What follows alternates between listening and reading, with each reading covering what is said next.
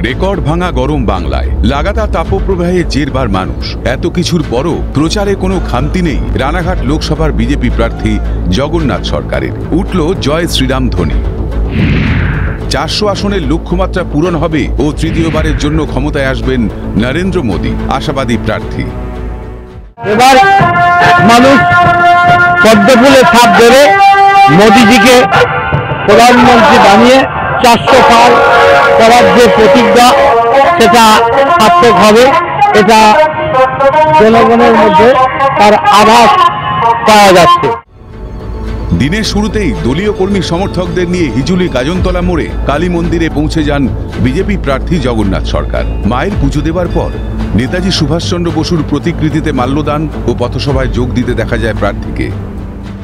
আমাদের পজিটিভ দিক, আমাদের ভালো দিক তুলে ধরাই আমাদের কাজ।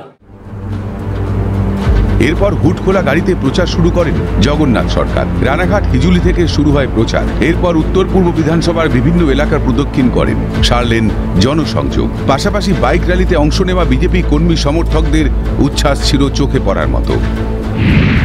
রানাঘাটে নোটার চেয়েও কম ভোট পাবে তৃণমূল, জয়ের ব্যাপারে আত্মবিশ্বাসী বিজেপি প্রার্থী। কিচ্ছু ভোট পাবে না, নোটার চাইতে কম পাবে।